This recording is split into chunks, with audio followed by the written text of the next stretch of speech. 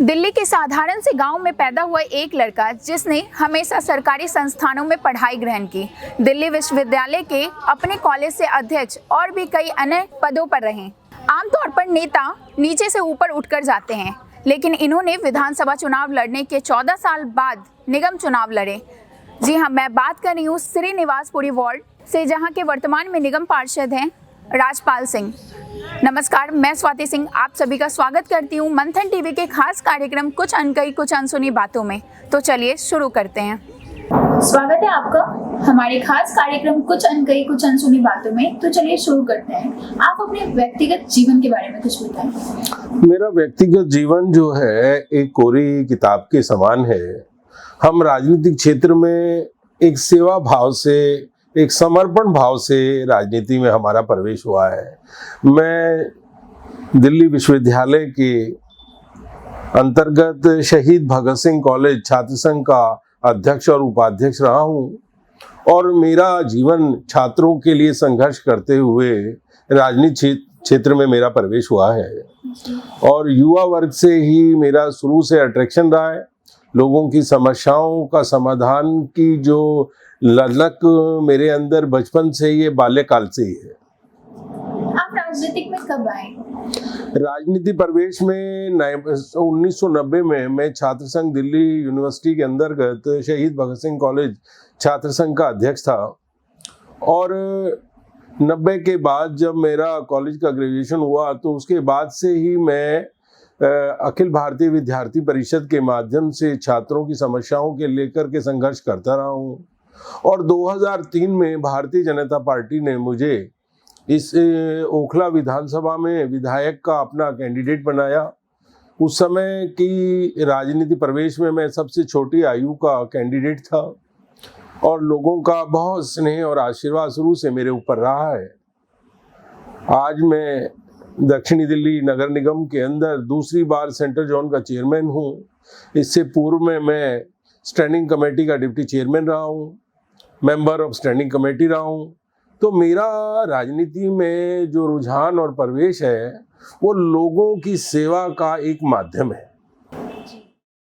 बचपन की ऐसी कोई यादें होंगी जो आप हमारे दर्शकों के साथ शेयर करना चाहते हैं? बचपन में मैं बड़े साधारण परिवार से आता हूँ और हमने बाल्यकाल से ही मैं संघ का स्वयंसेवक रहा हूँ और जो हमारी बाल्य स्थिति रही है, मेरा पहले ईस्ट ऑफ कैलाश में 10th तक मेरा वहाँ स्कूलिंग हुई। उसके बाद 11th और 12th मैंने डिफेंस कॉलोनी ब्लॉक से की और उसके उपरांत मैं शहीद भगत सिंह कॉलेज में एडमिशन हुआ।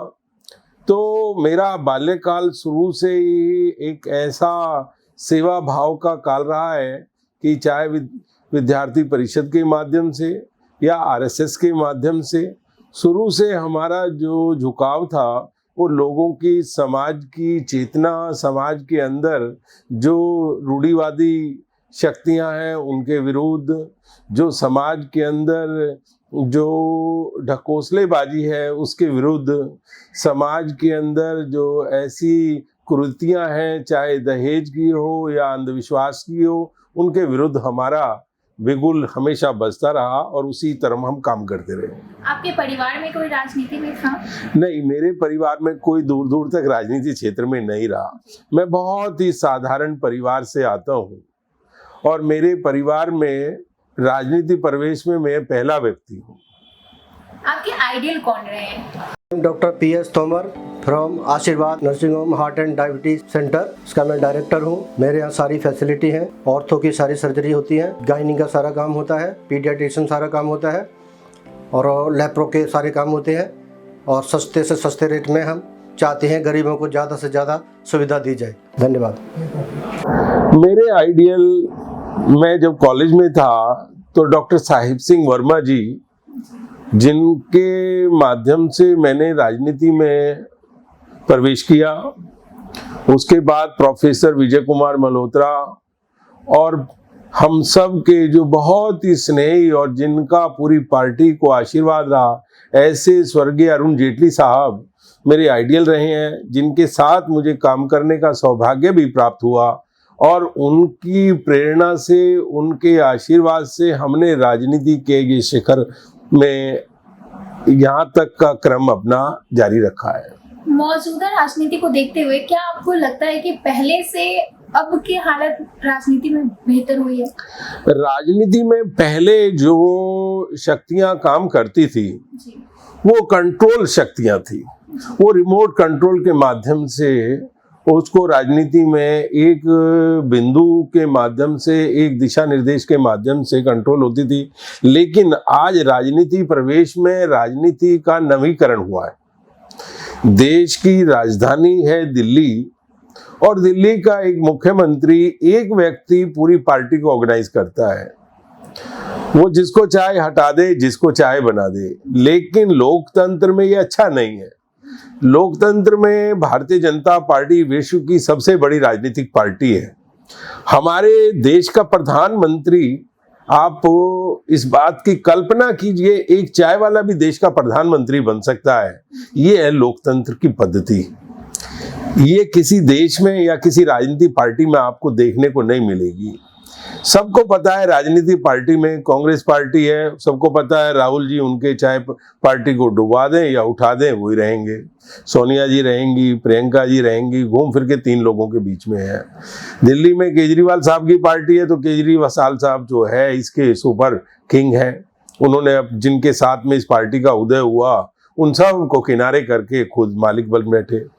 ऐसे ही और क्षेत्रीय पार्टी हैं, जैसे मायावती जी की है बीएसपी, सबको मालूम है मायावती जी रहेंगी। आप बंगाल की बात करें, ममता जी हैं, वो ममता जी अपने भतीजे को लाएं या खुद रहें, लेकिन उनका जो बिंदु है, दशा बिंदु, वो उन तक ही रहेगा। लेकिन लोकतंत्र के अंदर अगर कोई राजनीतिक पार्टी है और लोकतंत्र की मर्यादा को जिंदा रखती है, वो है भारतीय जनता पार्टी। महिलाओं के उत्थान के लिए अब तक आपने क्या क्या काम किया है? डिज़ायर इंफ्रा एक ऐसी कंपनी है जहां पे आपको सिर्फ बिजनेस और प्रोफेशनल बिहेवियर नहीं, यहाँ पे हम पर्सनल अटेंशन दे के आपको कंसल्टेंट की तरह आपसे बात करते हैं, ना कि प्रॉपर्टी डीलर या ब्रोकर की तरह। देखो, ये आपने बहुत ही अच्छा क्वेश्चन किया है। महिलाओं के उत्थान के लिए देश की राजनीतिक पार्टियों में आज एक बहुत बड़ा वर्ग जो अछूता था राजनीतिक क्षेत्र से, सामाजिक क्षेत्र से, आर्थिक दृष्टि के क्षेत्र से, उसको सशक्त करने के लिए केंद्र की सरकार ने जो योजना बनाई है, केंद्र की सरकार ने महिलाओं को जो उनका हिस्सा देकर के एक सम्मानजनक स्थिति दी है, ये आज से पहले किसी भी सरकार में नहीं थी।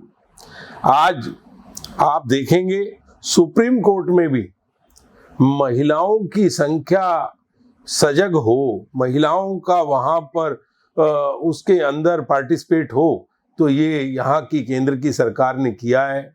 आज दिल्ली के अंदर जो विधानसभा का जो दिल्ली विधानसभा आपने देखी होगी, जिसमें एक भी महिला मंत्रिमंडल में नहीं है। ये कैसा दुर्भाग्य है। अब से पूर्व में जितनी भी सरकार रही, महिलाओं का उनमें पूरा योगदान रहा। आप निगम में देखेंगे महिलाओं का पूरा योगदान है, 50% शेयर महिलाओं के पास है। आज दक्षिणी दिल्ली नगर निगम के अंदर जो संख्या है भारतीय जनता पार्टी की, उसमें महिलाओं ज़्यादा संख्या में है। भारतीय जनता पार्टी ने महिलाओं को सम्मान देने में अपनी अग्रणी भूमिका निभाई है, और महिलाओं का जो सम्मान अगर किसी राजनीतिक पार्टी में एक अच्छे वैचारिक स्तर पर है, तो वो भारतीय जनता पार्टी है। जैसा कि हम सब जानते हैं, आपने दिन रात मेहनत की, लगातार चौथे साल आपको प्रजा फाउंडेशन की ओर से आपको सम्मानित किया गया, इस पर आपका क्या कहना है? Admission open in JBT, B.Ed, MDU, CRSU, KUK. No hidden charges, free books and files, only government fee.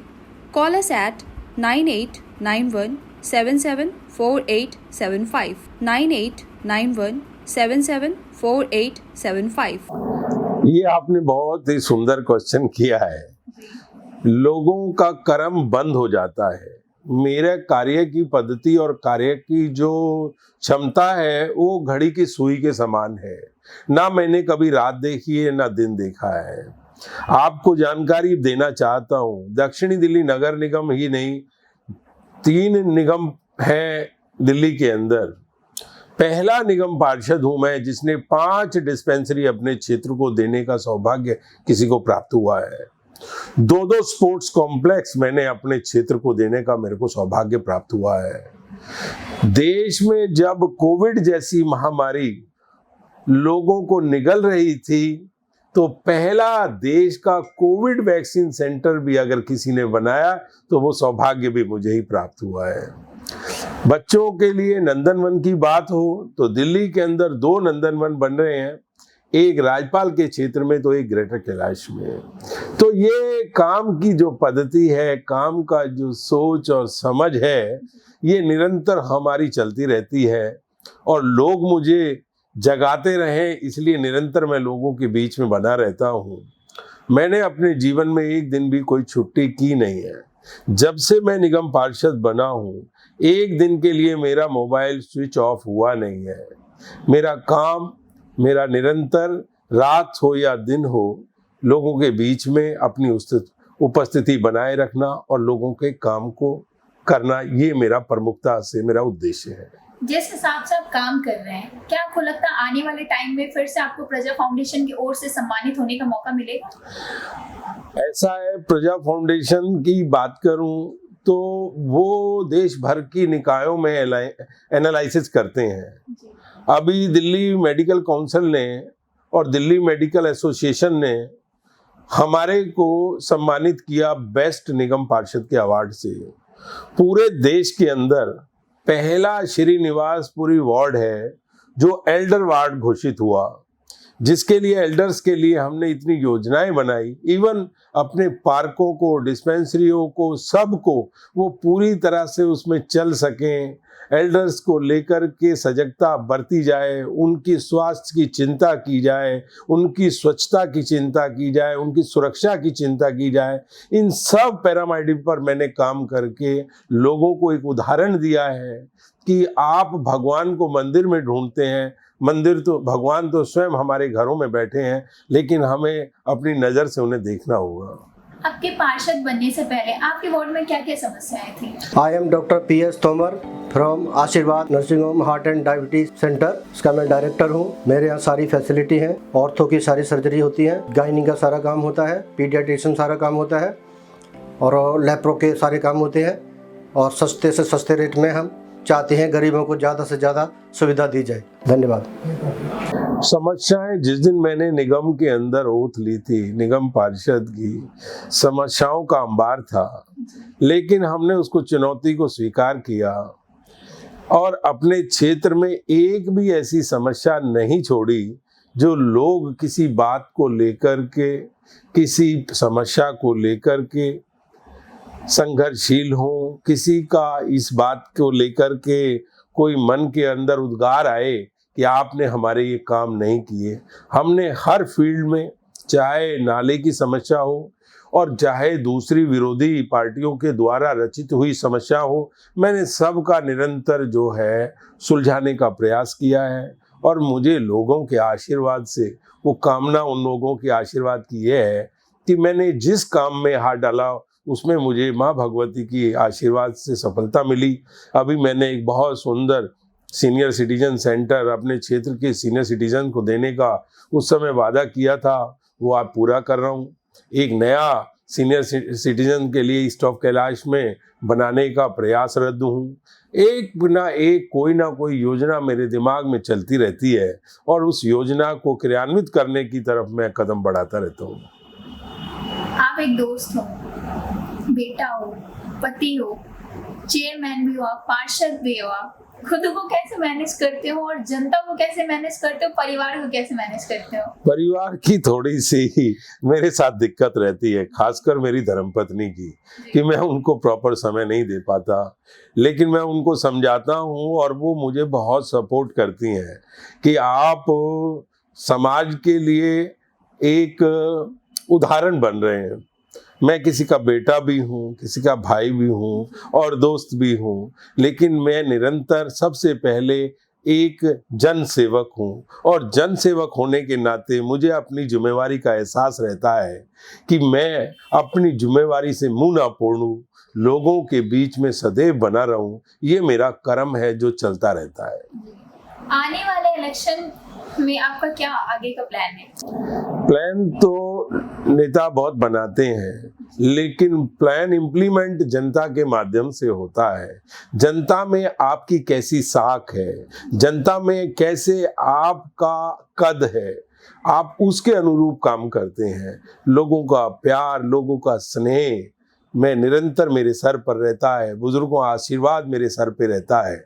और मेरा काम का तरीका भी ऐसा ही है कि मैं कभी अहंकार को अपने आसपास नहीं आने देता।